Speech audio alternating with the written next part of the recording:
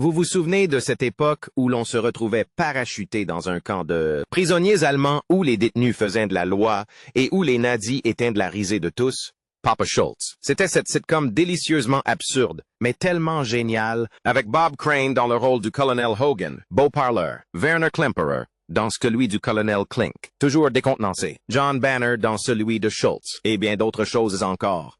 Newkirk, Kinch, Lebeau et Carter transforment le Stalag 13 en camp de prisonniers, le moins sécurisé et le plus difficile à évader de l'histoire. Diffusé sur CBS à partir de 1965, la série, marquée par le sabotage, a duré 6 saisons et 168 épisodes. Aujourd'hui, nous retournons derrière les barbelés pour découvrir 15 anecdotes insolites et surprenantes sur Papa Schultz. Le procès. Les paroles cachées et les histoires de tournage rendent la série encore plus étrange avec le recul.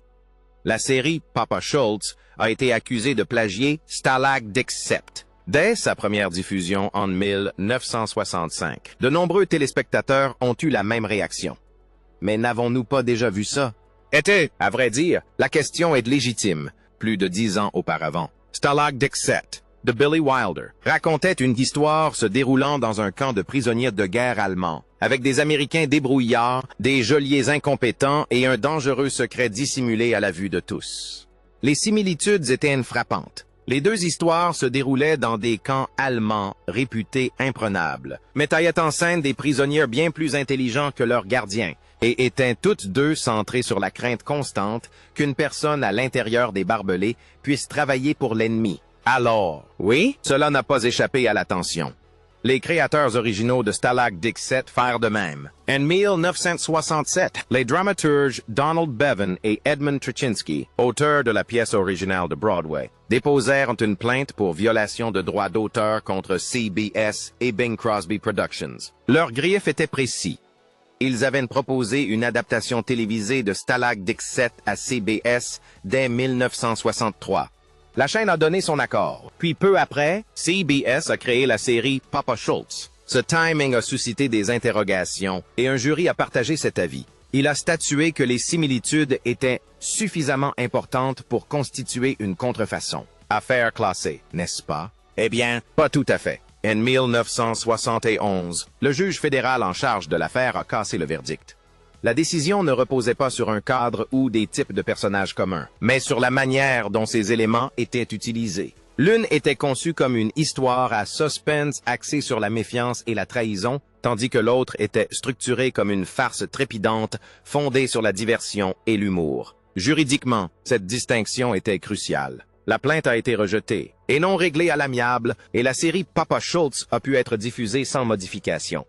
L'affaire est devenue un exemple fréquemment cité dans l'histoire de la télévision. Elle nous rappelle que des prémices partagées n'impliquent pas automatiquement une contrefaçon, surtout lorsque l'exécution et le genre divergent. Il s'avère que le sergent Schultz n'était pas le seul à dire « Je ne vois rien ».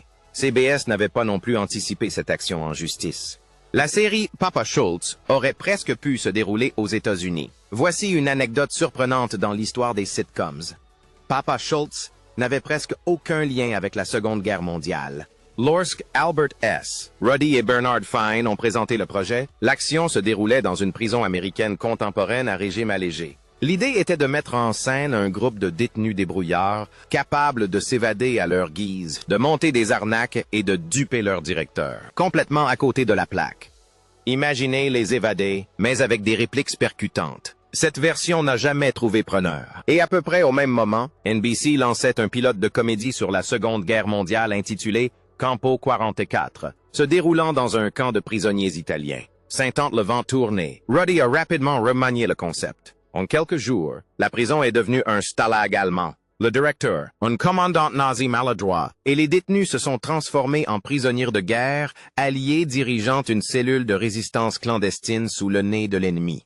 Le pari s'est avéré payant.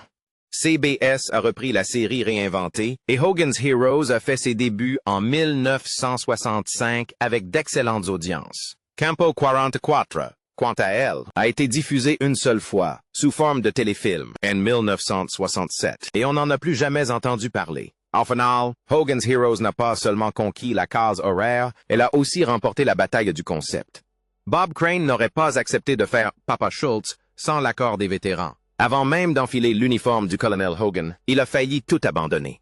Ayant servi dans la garde nationale de l'armée du Connecticut, l'idée de transformer un camp de prisonniers de guerre en sitcom le mettait mal à l'aise. Il craignait que le concept ne paraisse désinvolte, voire pire, irrespectueux envers ceux qui avaient réellement vécu l'emprisonnement pendant la Seconde Guerre mondiale. Avant de s'engager pleinement dans le rôle, Crane a formulé une exigence très précise. Il voulait que des vétérans visionnent le projet en premier. Voilà une façon originale de convaincre un commandant. Hogan, comment as-tu trouvé l'argent? Disons simplement que j'ai fait appel à des artisans locaux. Crane a demandé que des images préliminaires, en l'occurrence l'épisode pilote sans ses rires enregistrés ni sa musique, soient envoyés à des associations de vétérans et à des groupes d'anciens prisonniers de guerre pour recueillir leurs avis. L'objectif était simple. Si les personnes ayant réellement vécu la captivité trouvaient l'idée offensante, ils se retiraient du projet. La réaction l'a surpris. Les vétérans ayant visionné les images ont massivement approuvé. Nombre d'entre eux ont déclaré que l'humour avait été un outil de survie essentiel durant leur captivité et n'ont pas perçu l'émission comme une moquerie de leur vécu. Ils y voyaient plutôt une histoire de résilience, d'intelligence et de lutte contre un système oppressif. Ce n'est qu'après avoir reçu cette approbation que Crane accepta officiellement d'incarner le colonel Robert Hogan. Le succès grandissant de la série, Crane continua, semble-t-il, de prendre régulièrement des nouvelles des vétérans, se rendant parfois dans les locaux de la VFW pour discuter directement avec d'anciens combattants et s'assurer que la représentation de la guerre dans la série leur convenait toujours. Pour une sitcom surtout connue pour ses gags, Papa Schultz reposait sur des bases étonnamment sérieuses. Elle ne se moquait pas des prisonniers, mais de la tyrannie, et cette nuance était importante à l'époque comme aujourd'hui. Le générique de Papa Schultz avait des paroles que vous n'avez jamais entendues à la télé. Vous connaissez ce air entraînant de Papa Schultz, celui qui vous trotte dans la tête depuis des décennies? Eh bien, il y avait des paroles à cette chanson.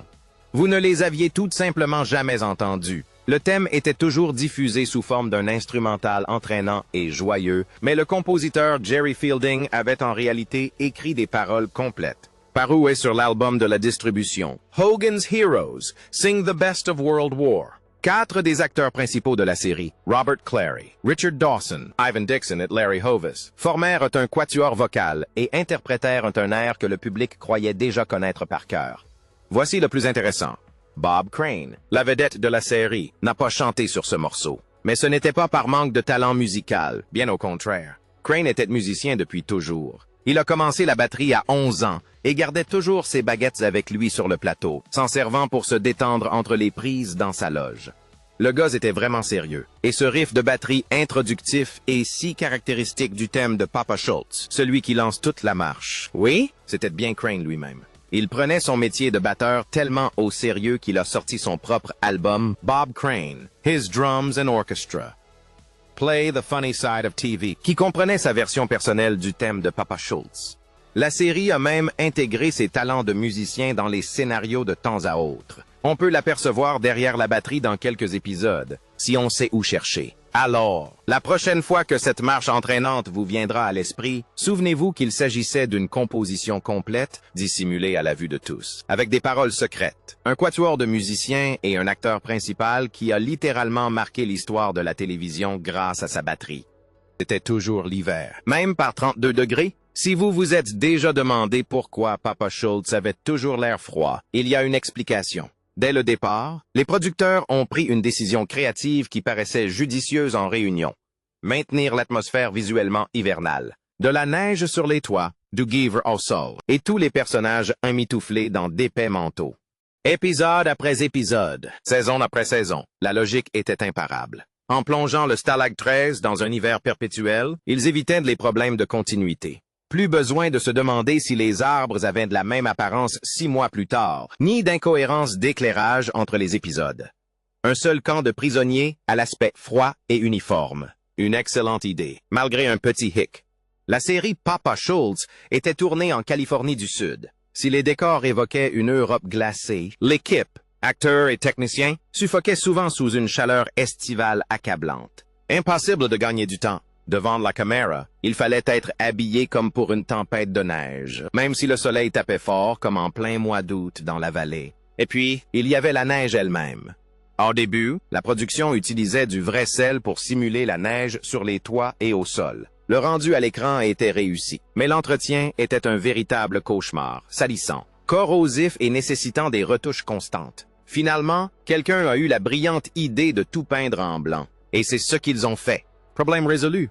La fausse neige a tenu bon sous le soleil californien, et l'équipe n'a pas eu à transporter constamment des sacs de sel comme pour se préparer à une tempête de verglas en Nouvelle-Angleterre. Le résultat?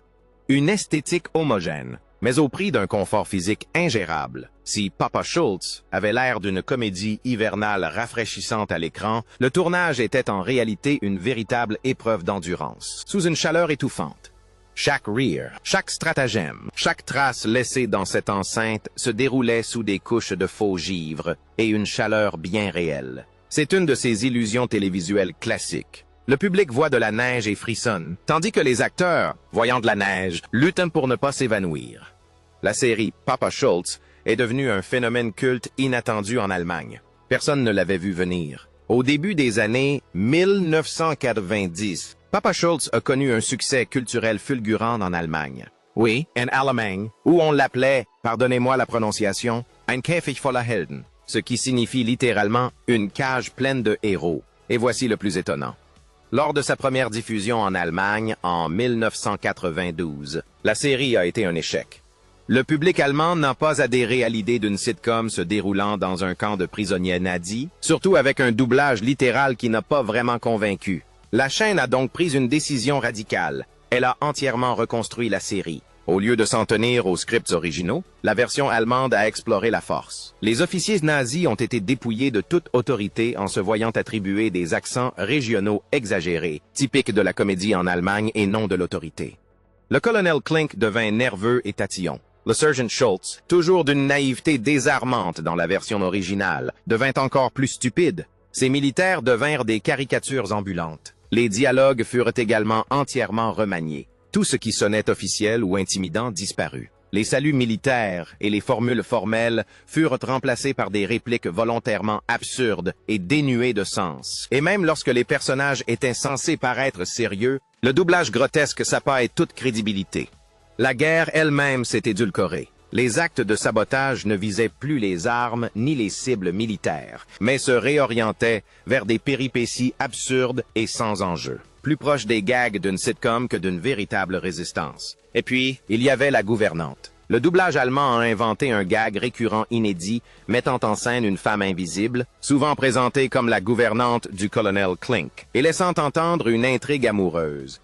Elle n'est jamais apparue à l'écran et n'a jamais figuré dans la série américaine originale. Pourtant, elle est devenue l'un des gags les plus populaires de la version allemande. Pour le public allemand, cette réinterprétation de Papa Schultz avait un objectif bien précis. En transformant les figures d'autorité nazie en clowns incompétents, la série permettait aux téléspectateurs de rire d'un chapitre douloureux de l'histoire sans le glorifier ni faire comme s'il n'avait jamais existé. Le rapport de force s'est complètement inversé. Le régime n'était ni efficace ni terrifiant, il était tout simplement ridicule. Et cette stratégie a fonctionné. La série a été diffusée pendant des années en syndication en fin de soirée, surpassant même, semble-t-il, des succès américains plus connus comme Seinfeld dans la programmation télévisée allemande. Pas mal pour une sitcom dont beaucoup pensaient qu'elle ne marcherait pas en dehors des États-Unis, et encore moins en Allemagne. Les rôles des nazis étaient tenus par des acteurs juifs ayant vécu la guerre. Il est important de changer de sujet un instant, car derrière les rires se cache une histoire qui permet de mieux comprendre la situation. Plusieurs des acteurs incarnant des officiers allemands dans la série Papa Schultz n'étaient pas seulement des acteurs jouant face à des nazis, il s'agissait d'hommes juifs ayant personnellement souffert à cause d'eux. Werner Klemperer, qui incarnait le colonel Klink, est né à Cologne dans une famille juive. Pourquoi n'ai-je pas intégré une école d'espionnage quand j'en avais l'occasion? On disait que j'étais doué. Et puis-je faire quelque chose? Herr Commandant? Oui. Donnez-moi 5-0 marks. En 1933, alors que Hitler accédait au pouvoir, sa famille a fui et s'est finalement installée aux États-Unis. Pendant la Seconde Guerre mondiale, Klemperer a servi dans l'armée américaine, se produisant avec les services spéciaux de l'armée pour divertir les troupes. Lorsqu'il a accepté le rôle de Klink, il a formulé une exigence.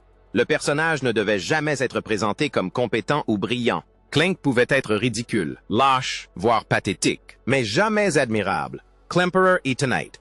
John Banner, qui incarnait le sergent Schultz, était un juif autrichien qui a fui l'Europe face à l'expansion du régime nazi. Ses parents et d'autres membres de sa famille ont ensuite été assassinés dans des camps de concentration.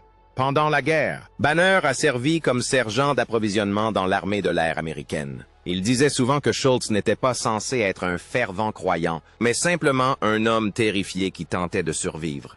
Leon Askin, qui interprétait le général Burkhalter, est né Leo Ashkenazi à Vienne. En 1933, il fut arrêté et battu par la SS, une agression qui lui laissa une cicatrice au visage visible tout au long de la série. Il s'enfuit aux États-Unis en 1940 et s'engagea dans l'armée de l'air américaine. Ses deux parents furent assassinés à Treblinka.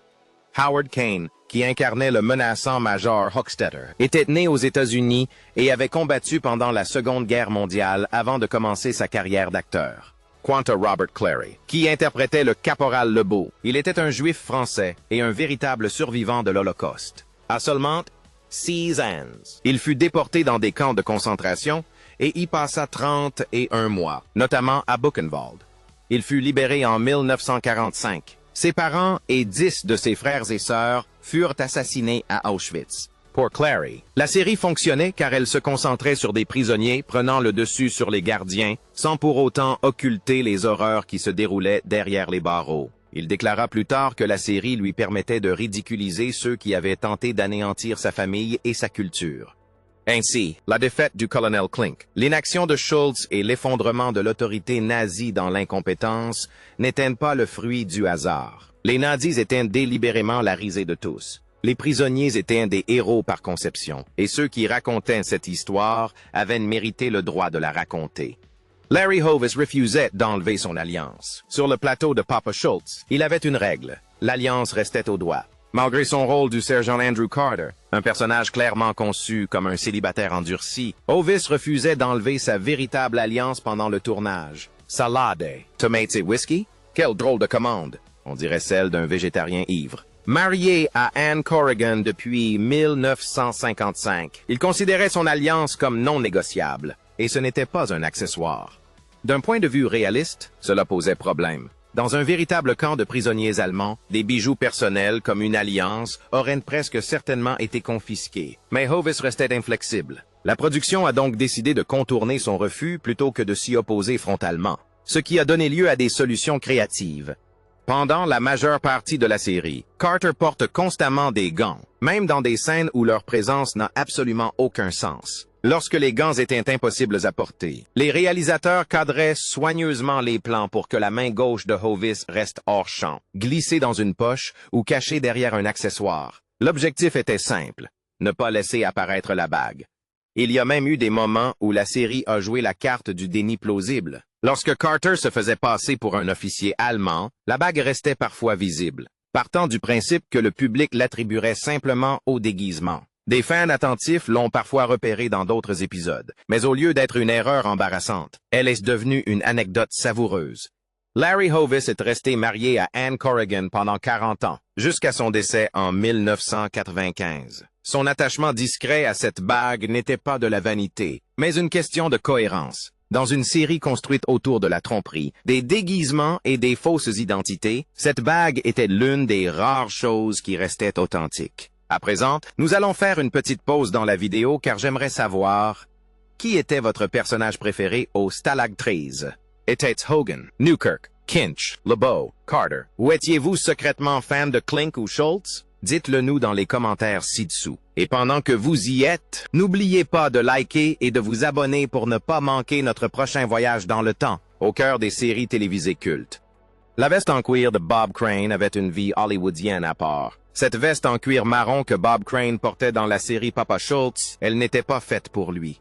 En fait, elle n'était même pas faite pour la télévision. C'était une veste de bombardier de la Western Costume Company, inspirée d'une veste de vol A2 de la Seconde Guerre mondiale, et elle avait déjà servi à l'écran avant même que le colonel Hogan ne la touche. Ton ami Wilhelm nous attendra au dépôt de munitions. Pendant ce temps, à la prison, on va libérer Newkirk et les autres. Sa première apparition à Hollywood remonte à 1965, dans le film de guerre Le Voyage de Von Ryan, et devinez qui la portait? Frank Sinatra. Dans le rôle du colonel Joseph L. Ryan, Une fois le tournage terminé, la veste ne fut pas rangée, mais discrètement réutilisée pour la télévision. Elle atterrit sur le plateau de Papa Schultz, où elle devint un élément emblématique du look du colonel Hogan pendant les 6 saisons de la série. Seul un écusson nominatif fut ajouté pour le personnage de Crane. Mais le périple de la veste n'était pas terminé. Des décennies plus tard, elle fit une dernière apparition inattendue, dans le biopic de 2002, Autofocus, qui retraçait la vie et le meurtre de Bob Crane. L'acteur Greg Kinnear portait la veste pour incarner Crane, et vous dirigez le camp de prisonniers le plus brutal de toute l'Allemagne. Et le plus étonnant, c'est que ce n'était pas une réplique. Le fils de Crane, Robert David Crane, a prêté la pièce originale à la production. C'est le genre de détail qui donne des frissons quand on y pense trop. Après cela, la veste a été mise aux enchères. En 2009, elle a été proposée chez Christie's, et quelqu'un l'aurait achetée pour la somme de 40 dollars. C'était le double de l'estimation haute. Le lot comprenait également la chemise Elbeco de style militaire de Crane et un ensemble d'insignes de service à attacher. Mais soyons honnêtes, il payait surtout pour la veste. Puis, en 2015, les Liberty Aviation Museum de l'Ohio l'a acquise, et elle y est exposée en permanence depuis. Mais le plus beau, c'est qu'elle n'est pas seule.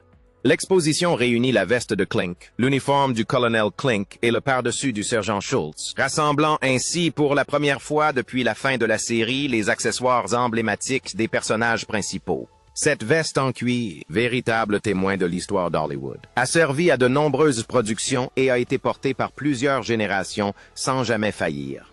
La musique épouvantable du colonel Klink était une véritable farce. Le colonel Klink était incapable de jouer du violon. Dans Papa Schultz, ses solos stridents et faux étaient un cauchemar sonore. Mais voici le plus surprenant. L'acteur qui l'incarnait, Werner Klemperer, était en réalité issu d'une famille de musiciens de renom. Son père était Otto Klemperer, l'un des chefs d'orchestre les plus célèbres du 20e siècle, protégé de Gustav Mahler et longtemps directeur musical de l'Orchestre Philharmonique de Los Angeles. C'est un peu comme être le fils de l'élève préféré de Beethoven et utiliser le violon comme instrument de torture. Werner n'a pas hérité du génie musical de son père, mais il n'était pas en reste. Il jouait du piano et du violon, chantait sur scène et a même prêté sa voix à des orchestres symphoniques américains plus tard dans sa vie. En 1987, il fut nommé aux Tony Awards pour Cabaret à Broadway. Alors oui, son jeu de violon catastrophique faisait partie de la plaisanterie, les fils d'un grand chef d'orchestre qui s'amusait à massacrer la musique classique. Le rôle d'Evan Dixon a discrètement marqué un tournant dans le paysage télévisuel des années 1960. Quand on évoque Papa Schultz, des noms comme Bob Crane ou Werner Klemperer viennent généralement à l'esprit en premier. Pourtant, un acteur a, plus discrètement que presque aucun autre, ouvert la voie. Ivan Dixon, connu de millions de téléspectateurs sous le nom de Sergeant Chef James Kincheloe, s'est démarqué dans un paysage télévisuel des années 1960, où les personnages noirs étaient souvent cantonnés à des rôles étroits ou stéréotypés. Kincheloe était l'expert en communication de l'équipe. Calme, compétent et techniquement indispensable. Il gérait les transmissions ennemies, interceptait les communications et pouvait imiter les officiers allemands avec une précision étonnante. À l'époque, Dixon était l'un des rares acteurs noirs à tenir un rôle régulier et non stéréotypé en prime time, aux côtés de Bill Cosby dans I Spy et de Greg Morris dans Mission Impossible. Les critiques ont salué la dignité discrète que Dixon a insufflée à un personnage qui aurait facilement pu se contenter d'être un simple faire-valoir. Les téléspectateurs ont admiré Kinch pour son intelligence et son importance tactique. Bien qu'il ne fût pas officiellement le bras droit de Hogan, il inspirait souvent confiance. Ce rôle n'en avait pas moins ses limites. Au fil des épisodes, Dixon se serait agacé du temps d'écran de plus en plus réduit de Kinch et du manque d'évolution de son personnage. Réponse de la résistance. Colonel, ils ont des informations sur le premier convoi. Quand, ils ne veulent pas les transmettre par radio. C'est trop risqué. Vous pensez qu'on va devoir deviner? Eh bien, ils veulent que quelqu'un rencontre l'un des leurs à la Hofbräu de Hambourg demain soir.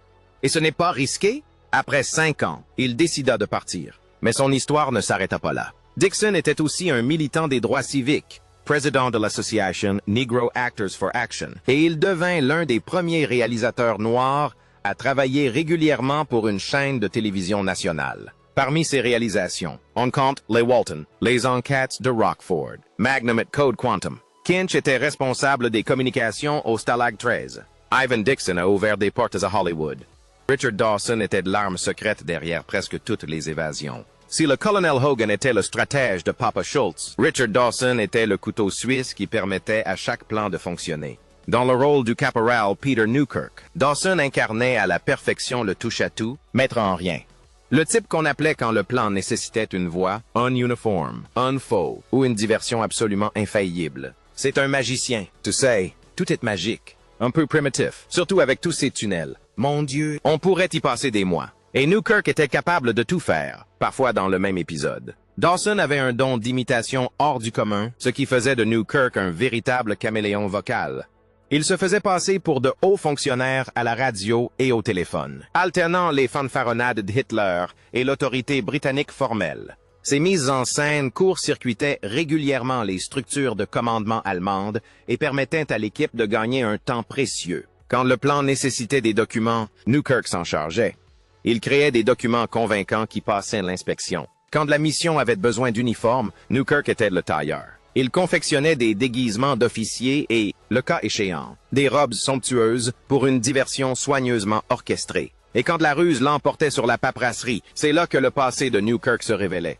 Le personnage était un ancien magicien et artiste de cirque. Voler des clés à Schultz ou arnaquer Klink était donc monnaie courante. Dawson a apporté sa propre touche au rôle. Avant Hollywood, il avait été boxeur sur des navires marchands durant son adolescence, s'engageant dans la marine marchande à 14 ans en mentant sur son âge. Interpréter un survivant coriace et débrouillard lui venait naturellement. Cette polyvalence s'est avérée payante. Dawson est apparu dans les 168 épisodes de la série et le talent de Newkirk était souvent l'élément central de l'intrigue. Sa précision rendait même les plans les plus farfelus suffisamment plausibles pour qu'on puisse en rire et y croire. Mais c'est là que l'histoire devient intéressante. Après la fin de Hogan's Heroes, Dawson a réussi une reconversion des plus brillantes. Il est devenu le premier présentateur de Family Feud. Et quel talent! Avec un humour mordant, une maîtrise parfaite du public et une habitude bien à lui d'embrasser les candidates, ce qui lui a valu le surnom de « Bandit au baiser ». Il a transformé un jeu télévisé en un véritable phénomène et a offert au monde une expression devenue culte. Vedette de sitcom, légende des jeux télévisés. La plupart des artistes ont de la chance de maîtriser l'un de ces domaines, mais Dawson a excellé dans les deux. Bob Crane et Sigrid Valdis se sont mariés sur le plateau de tournage de Papa Schultz. L'une des plus célèbres histoires d'amour nées de la série s'est déroulée au cœur même du Stalag 13. Le 16 avril 1970, Bob Crane épouse Sigrid Valdis, née Patricia Olson, sur le plateau de tournage de la série Papa Schultz. Et non, il ne s'agissait pas d'un coup de publicité, mais bien de leur véritable mariage. À l'époque, l'événement fut largement relayé comme le premier mariage célébré sur un plateau de télévision hollywoodien, et le couple savoura pleinement ce moment. Richard Dawson a même été le témoin de Crane. Il n'y a qu'à Hollywood qu'on peut se marier dans un faux camp de prisonniers nazis, entouré de ses collègues de la série. Le lien de Valdis avec la série était profond. Elle est apparue pour la première fois dans la saison 1 dans un rôle de guest star sous le nom de Gretchen. Lorsque Cynthia Lynn a quitté la série, Valdis est revenu, cette fois-ci en tant que personnage régulier. Merci pour cette merveilleuse soirée, General. Et au revoir. Ah non, pas au revoir, Hilda. À partir de la saison 2, elle a incarné Hilda, la secrétaire brillante et efficace du colonel Klink, jusqu'à la fin de la série. Après l'arrêt de Papa Schultz, Valdis a mis sa carrière d'actrice entre parenthèses pour se consacrer à sa famille. Mais son mariage a connu des difficultés et Valdis et Crane se sont séparés en 1977. Ils se seraient réconciliés début 1978, quelques mois seulement avant le meurtre de Crane, toujours non élucidé. À la mort de Valdis, en 2007, elle fut inhumée à ses côtés au cimetière Westwood Village Memorial Park de Los Angeles. Une idylle télévisée devenue réalité. Un mariage mis en scène dans un camp de prisonniers fictifs et une histoire d'amour à jamais liée à l'un des succès les plus improbables de la télévision. Le Stalag 13 a été détruit après la fin de la série Papa Schultz. Voici une anecdote insolite de l'histoire d'Hollywood. Le décor du Stalag 13 n'a pas été démoli après la fin de la série, mais dynamité pour les besoins d'un tout autre film. Franchement, General, je trouvais le quartier plutôt miteux. Après l'arrêt de la série en 1971, le décor extérieur est resté en place sur le terrain de 6 hectares à Culver City, en Californie. Comme beaucoup de décors de studio de l'époque, il avait été construit pour la caméra, convaincant de loin, mais il s'agissait principalement de structures en bois peu robustes.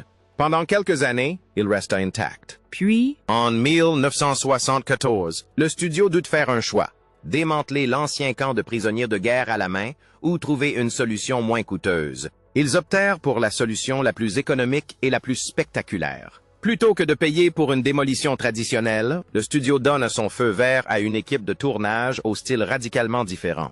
Le film d'exploitation Ilsa, la Louve des SS, un thriller sombre à petit budget, obtint l'autorisation de détruire le décor lors de ses scènes finales. Les explosions assurèrent le spectacle, le feu scella le tout, et lorsque la caméra s'arrêta de tourner, le Stalag 13 n'était plus qu'un souvenir fumant. Tout le monde y gagnait. Ilsa bénéficia d'un final explosif. Le studio économisa sur les coûts de démolition, et par la même occasion, l'un des décors les plus improbables de la télévision eut droit à une fin totalement inimaginable. Le Stalag 13 ne s'est pas éteint discrètement, il ne s'est pas effondré. Il a disparu dans les flammes, immortalisé une dernière fois sur pellicule. La série Papa Schultz a été victime de la fameuse purge des programmes ruraux de CBS. Après 6 saisons à déjouer les plans de l'ennemi, Papa Schultz a finalement perdu une bataille qu'elle n'avait pas vue venir. Et l'ennemi n'était pas l'Allemagne, mais CBS. Oui, la série Papa Schultz a été annulée dans le cadre de ce que l'histoire de la télévision appelle désormais la purge des programmes ruraux, l'une des restructurations de grille les plus brutales de l'histoire de la télévision. Voici ce qui s'est passé. Au début des années 1970, CBS a opéré un virage stratégique radical. La chaîne a décidé que la popularité seule ne suffisait plus. Elle ne recherchait plus seulement des téléspectateurs, mais un public jeune, urbain, celui pour lequel les annonceurs étaient soudainement prêts à payer un prix plus élevé. À l'époque, Hogan's Heroes réalisait encore des audiences honorables, mais les dirigeants de CBS estimaient que son public était plus âgé et plus rural, ce qui la rendait superflue. Ainsi, même les programmes les plus performants furent annulés, et Hogan's Heroes ne fut pas un cas isolé. Des séries à succès de longue date comme The Beverly Hillbillies et Green Acres furent également déprogrammées, malgré une audience correcte. Beaucoup de gens ignorent que Hogan's Heroes a participé à la purge rurale car, contrairement à d'autres séries, elle ne se déroulait pas dans une ferme ou une petite ville. Mais cette purge n'a jamais vraiment concerné le lieu, elle concernait la démographie. Et si votre public était plutôt âgé ou rural, votre émission était menacée d'annulation, quel que soit le lieu de tournage. Le dernier épisode de Hogan's Heroes a été diffusé en avril 1971. Ce n'est pas Hogan's Heroes qui a perdu son public, c'est le public qui a perdu sa place à la table des programmes. Et voilà. 15 anecdotes insolites et fascinantes sur Papa Schultz. Laquelle vous a le plus surpris? Laquelle avons-nous oublié? Dites-le nous dans les commentaires ci-dessous. N'hésitez pas à liker cette vidéo si elle vous a plu et à vous abonner pour découvrir d'autres analyses approfondies des séries qui ont bercé votre enfance. À bientôt pour un nouvel épisode de Remember When.